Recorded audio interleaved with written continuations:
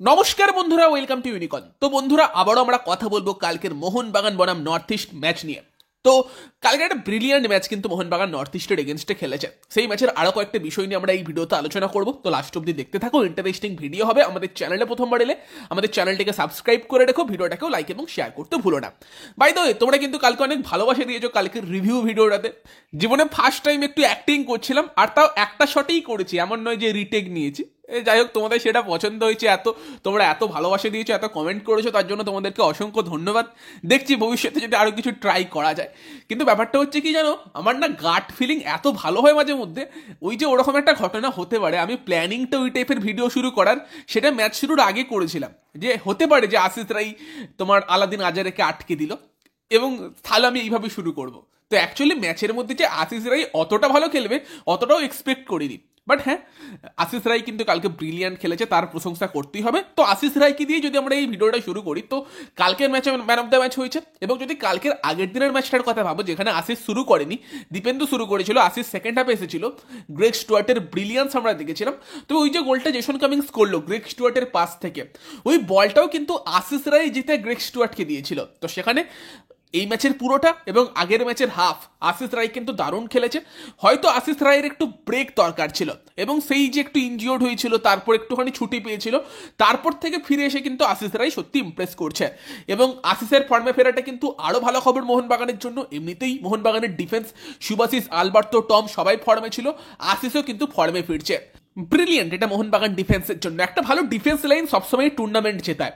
এবার আপফ্রন্টের প্লেয়ারদের কোনোদিন খারাপ দিন যেতেই পারে, তারা হয়তো গোল নাও করতে পারে, বাট ডিফেন্স যদি সলিড থাকে সেই ম্যাচটাও টিম হারবে না, মানে ডিফেন্স করে করে ম্যাচ ড্র করতে পারবে গোল শূন্য। যদিও মোহনবাগানের অ্যাকচুয়াল শক্তিটা হচ্ছে যে মোহনবাগানের যে ইন্ডিভিজুয়াল ব্রিলিয়ান্স। কালকের ম্যাচে যে দুটো গোল হয়েছে, দুটো গোলই ইন্ডিভিজুয়াল ব্রিলিয়ান্স থেকে। মনবীর সিং বিশাল কিছু করেনি গোটা ম্যাচ জুড়ে, কিন্তু যে গোলটা করেছে অনবদ্য। এবং লিস্টনের কথা বললে, লিস্টন বারবার ট্রাই করে গিয়েছে, একবার পোস্টেও মেরেছিল। লিস্টনকে যেটা সেলফিস, অবশ্যই সেলফিস, বাট যদি সেলফিস থেকে একটা ম্যাচে মানে এরকম একটা গোল করে দেয় 6-7টা শট নিয়ে, তাহলে ভাই যতই সেলফিস হোক সেটা মাফ করে দেওয়া যায়। মাঝে মধ্যে অবশ্যই সুযোগ থাকলে পাস করা উচিত, বাট এই টাইপের গোলগুলো দেখতেও ভালো লাগে। সেখানে লিস্টন একটা ব্রিলিয়ান্ট গোল করেছে। লিস্টন, ম্যানভির দুই উইঙ্গারের গোলে মোহনবাগান জিতলো। বাকি তো কালকের রিভিউ ভিডিওতে আমরা মেনলি বেশিরভাগ জায়গাটা কভার করে ফেলেছি। তবে হ্যাঁ, আশিক কুরুনিয়ানকে নিয়ে আমরা কম কথা বলেছিলাম, বাট আশিক কিন্তু ব্রিলিয়ান্ট। আশিকের ন্যাচারাল পজিশন লেফট ব্যাক না, আর প্লেয়ারটা 15-16 মাস বাদে এসে একটা ম্যাচ প্রথম স্টার্ট করলো এবং লেফট ব্যাক পজিশনে খেললো, যেটা ন্যাচারাল পজিশন না। তবে তারপরও আশিক কুরুনিয়ান লেফট ব্যাক পজিশনে যে ফুটবলটা খেলেছে, সেটাও কিন্তু মলিনাকে অনেক অনেক ভরসা দেবে। কারণ মোহনবাগানের একটা লেফট ব্যাকে অপশন দরকার ছিল। কোনো ম্যাচে সুভাশিস অ্যাভেলেবেল না থাকুক, বা কখনো সুভাশিসকে সেন্টার ব্যাক খেলিয়ে আর একটা লেফট ব্যাক কাউকে ইউজ করুক, সেই সবের ক্ষেত্রে আশিক কিন্তু ভরসা দিল যে হ্যাঁ, দরকার পড়লে আমি কাজ চালিয়ে দিতে পারবো। অ্যাকচুয়ালি আমি সব থেকে বেশি এনজয় করেছি আশিক আর লিস্টনের কম্বিনেশনটা।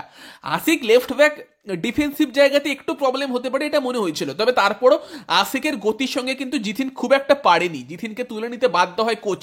এবং তার সঙ্গে সঙ্গে আশিক যেভাবে তোমার ওভারল্যাপে গিয়েছে, লিস্টন তো ছিলই ওই দিক দিয়ে, এমনিতেই লিস্টন নর্থ ইস্টের এগেনস্টে দুরন্ত খেলে, এবং তার সঙ্গে সঙ্গে আশিক কুরুনিয়ান কন্টিনিউয়াসলি ওভারল্যাপে গিয়েছে। ফার্স্ট হাফে বিশেষ করে, সেকেন্ড হাফে তুলনামূলক কিছুটা কম ওভারল্যাপে গিয়েছে। মেবি কোচের সেটা হয়তো তাকে হাফ টাইমে বলেছিল যে অতটা ওঠার দরকার নেই, ডিফেন্সিভ দিকটা একটু ফোকাস করো। বাট ফার্স্ট হাফে কতবার আশিক ওভারল্যাপে গিয়েছে এবং ওই দিক দিয়ে অ্যাটাক তৈরির চেষ্টা করেছে। দীনেশ সিং এর কোনো জবাব ছিল না, একবার লিস্টন উঠছে, একবার আশিক উঠছে। জিথিনকে তো বারবার ডিফেন্স করতে নেমে আসতে হচ্ছিল, অ্যাটাক করবে কি। সেখানে ডেফিনেটলি আশিক কুরুনিয়ান কালকের ম্যাচে যেভাবে কামব্যাক করলো, মানে ফুল পয়েন্ট পাবে। মানে কালকে আশিকের খেলা থেকে মাঝে মধ্যে তো আবার ইচ্ছে হচ্ছে যে আশিককে মাঝে মধ্যে লেফট ব্যাকে দেখতে পেলে ভালোই লাগবে। ওই টাইপের যদি অ্যাটাকিং ফুটবল খেলে আশিক, দারুণ দেখতে লাগবে। আর বাকি তো বলতে গেলে ম্যাকলারেনকে নিয়ে কথা হচ্ছে, ম্যাকলারেন গোল পাচ্ছে না, বাট কালকের ম্যাচে চেষ্টা করে গিয়েছে। অবশ্যই বলের সাপ্লাই পেয়েছিল কয়েকটা ক্ষেত্রে, সেরকম কাজের কাজ হয়নি, বাট হামজা রেগ্রাগুই বা আসির আক্তার তাদেরকে রীতিমতো বিরক্ত করে রাখার চেষ্টা করেছে, তাদেরকে টেনে রাখার চেষ্টা করেছে, ফলে কিন্তু বাকিদের কাছে সুযোগ এসেছে। আর কালকের ম্যাচটা অ্যাকচুয়ালি মোহনবাগান এই আইএসএল এর এখনো পর্যন্ত সব থেকে বেস্ট ম্যাচ খেলেছে, এটা বলা যেতে পারে। কারণ প্রথমত অ্যাওয়ে ম্যাচ খেলতে গিয়েছে নর্থ ইস্টের মতো একটা দলের এগেনস্টে, এবং সেই আক্রমণ ভাগের এগেনস্টে তোমার দুটো মেন ডিফেন্সের প্লেয়ার নেই, এবং আক্রমণ ভাগেরও মেন প্লেয়ার গ্রেগ স্টুয়ার্ট। নিঃসন্দেহে এই মুহূর্তে মোহনবাগানের আক্রমণের সেরা প্লেয়ারটা গ্রেগ স্টুয়ার্ট, সেই প্লেয়ারটাও শুরু করেনি। দেখো গ্রেগ স্টুয়ার্ট হয়তো এখনো 90 মিনিট খেলার মতো জায়গায় গিয়ে পৌঁছয়নি, বা কোচ তাকে নিয়ে সেই জন্য রিস্কটা নিতে চাইছে না। হতে পারতো যদি গোল না আসতো হয়তো 70-75 মিনিটে স্টুয়ার্টকে নামানো হতো, মানে হয়তো 15-20 মিনিট খেলার মতো জায়গাতেই হয়তো কোচ মনে করেছে স্টুয়ার্ট এখনো আছে, কিন্তু দরকার পড়েনি লাস্ট অব্দি, সেই জন্যই ওই লাস্টের দিকের 5-6 মিনিট ইউজ করেছে। কিন্তু ব্যাপারটা হচ্ছে যে গ্রেগ স্টুয়ার্ট, আলবার্তো রড্রিগেজ, সুবাসিস বোস, তাদের ছাড়াও মোহনবাগান যে পারফরমেন্সটা দিল, যেরকম ফুটবল খেললো ক্লিনিক্যাল, তো সেই জন্যই হয়তো এই ম্যাচটাকে মোহনবাগানের জন্য সেরা ম্যাচ বলা যেতে পারে। পরের ম্যাচে ফিরছে আবার মোহনবাগানের 2 প্লেয়ার, ফলে মোহনবাগানের শক্তি আরও বেড়ে যাবে। এবং তার সঙ্গে সঙ্গে আপুইয়া, মোহনবাগান বিদেশি সেন্ট্রাল ডিফেন্সিভ মিডফিল্ডার নেয়নি, সেটা মোহনবাগানকে গোটা মরসুম জুড়ে ভোগাতে পারে এটা মনেই হয়েছিল। তবে আপুইয়া যেভাবে নিজেকে মেলে ধরেছে, যেভাবে মিডফিল্ডে ওয়ার্কলোড নিয়ে খেলছে, এই মরসুমের মোহনবাগানের অন্যতম সেরা শাইনিং কিন্তু আপুইয়া হয়েছে। আপুইয়া অনবদ্য, অসাধারণ, মানে আপুইয়া বোধহয় কতগুলো লাংস নিয়ে কালকে খেলতে নেমেছিল কে জানে। উড়িষ্যা ম্যাচেও দেখছিলাম এরকম, মানে গোটা মিডফিল্ডটাকে একা দাপিয়ে বেড়াচ্ছে। সাহাল অবশ্যই মাঝে মধ্যে এসে ডিফেন্সিভ ওয়ার্ক করেছে, তবে ওটা সাহালের ন্যাচারাল খেলা নয়, ফলে কিন্তু আপুইয়ার ওপর অনেকটা দায়িত্ব ছিল পুরো ডিফেন্সিভ মিডফিল্ডের পার্টটাকে সামলানোর।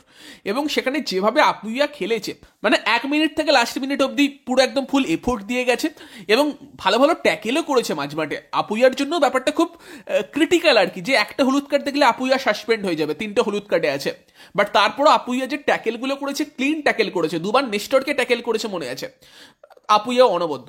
তো সব মিলিয়ে কিন্তু মোহনবাগান টিমের কালকে সাইলেন্ট যদি কেউ কাজ করে থাকে, যাকে নিয়ে আমরা তো কথা বলেছি কালকের ভিডিওতে, তো সেটা আপুইয়াই ছিল।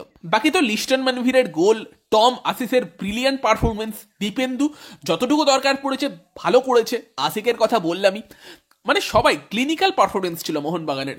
হয়তো দিমি ম্যাকলারেনের থেকে আরেকটু বেটার আমরা এক্সপেক্ট করতে পারতাম, তবে সেটা বাদ দিয়ে দিলেও বাকি সবাই দুরন্ত খেলেছে। মোহনবাগান 3জন বিদেশি নিয়ে খেলতে নেমেছিল, তারপরও কোনো সমস্যা হয়নি। এবং তার সঙ্গে অবভিয়াসলি বিশাল কাইত। দেখো মোহনবাগান ডিফেন্স দুরন্ত খেলেছে, তবে তারপরও দুটো এমন চান্স নর্থ ইস্ট পেয়েছিল যেগুলো গোল হয়ে যেতে পারতো, ওপেন চান্স ছিল, এবং সেখানে অন্য কোনো গোলকিপার থাকলে সেভ করতে পারতো কিনা সেটাও একটা প্রশ্নের জায়গা। কিন্তু সেখানেই বিশাল কাইত ছিল, দুটো ব্রিলিয়ান্ট সেভ। এবং দেখো এরপরে যদি বিশাল কাইত ন্যাশনাল টিমের সুযোগ না পায়, সেখানে আমাদেরকে ট্রেন্ড করতে শুরু করে দিতে হবে মোনোলো আউট, কোনো উপায় নেই এটা ছাড়া ন্যাশনাল টিমের সুবিধার্থে। এই প্লেয়ারটা এখন নিজের প্রাইম ইয়ার্সে আছে, এই বছরগুলো নষ্ট করার কোনো মানে হয় না বিশাল কাইতের। এবং তার সঙ্গে সঙ্গে লাস্টে অবশ্যই যদি আমরা একটু রেফারিং নিয়ে কথা বলি, তো মোহনবাগানের পক্ষে একটা ম্যাচে রেফারিং গেলে অনেক কথাবার্তা শুরু হয়ে যায়, যেমন যেটা লাস্ট গেছিল নর্থ ইস্টের এগেনস্টই মোহনবাগানের হোম ম্যাচে। কালকের ম্যাচে দেখো রেফারিং কিন্তু মোহনবাগানের এগেনস্টে হয়েছে। হ্যাঁ, এমন কোনো সিদ্ধান্ত হয়নি যেখান থেকে খেলা পাল্টে যেতে পারতো, কিন্তু হতেও পারতো। একটা আলাদিন আজারে গোল করে দিচ্ছিল অলমোস্ট, মানে পোস্টের ওপর দিয়ে বেরিয়ে যায়, ক্রসবারের ওপর দিয়ে, সেখানে তার আগে আশিস রায়কে রীতিমতো একটা বাজে ট্যাকেল করে ফেলে দেয়, যেখানে ফাউল হয়, রেফারি ফাউল দেয়নি, সেখান থেকে গিয়ে গোল করতে যাচ্ছিল নর্থ ইস্ট। তারপর দেখো ম্যাকার্টন আর মায়াকান্ডান কতগুলো ফাউল করেছে, কতগুলো কাউন্টার অ্যাটাক আটকেছে, তারপরও রেফারির মনে হলো না তাদের একটা হলুদ কার্ড দিই। আসিফ কুরুনিয়ান একটা ফাউল করলো, হলুদ কার্ড। টম অলরেড তো জাস্ট কথা বলতে যাচ্ছে, সেরকম বিশাল কোনো রিয়াক্টও করেনি, তাকে হলুদ কার্ড। উল্টো দিকে কিন্তু নর্থ ইস্টের প্লেয়াররা বেশ ভালোই আরামে ছিল, কোনো কাটফাট দেখানোর সিন নেই।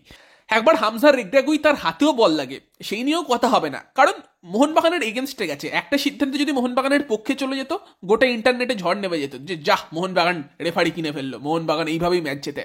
তো আমরা লাস্ট অনেকগুলো ম্যাচ ধরে দেখছি যে মোহনবাগানের এগেনস্টে কিন্তু রেফারিং হচ্ছে, east Bengal match, Orissa match, Chennai match, north east match. তবে মোহনবাগানের হয়তো এতটাই শক্তি বেশি যে রেফারিং এর একটা দুটো সিদ্ধান্ত মোহনবাগানের এগেনস্টে গেলে কিছু যায় আসে না, মোহনবাগান ম্যাচ বার করে নিতে পারে, এবং সেটাই মোহনবাগান করে করে দেখাচ্ছে, এবং লিগ টেবিলের 1 নম্বর স্থানে চলে গিয়েছে, দুরন্ত ফর্মে আছে, সব থেকে সেরা সময়ে সেরা ফর্মে কিন্তু মোহনবাগান আছে। বাকি তোমরা মতামত জানিও মোহনবাগানের খেলা নিয়ে। ভিডিওটা ভালো লাগলে ভিডিওটাকে লাইক করে দিও, শেয়ার করে দিও, আমাদের চ্যানেলে প্রথমবার এলে আমাদের চ্যানেলটিকে সাবস্ক্রাইব করে নিও। তো চলো এই ভিডিওতে এই পর্যন্তই, বাই বাই।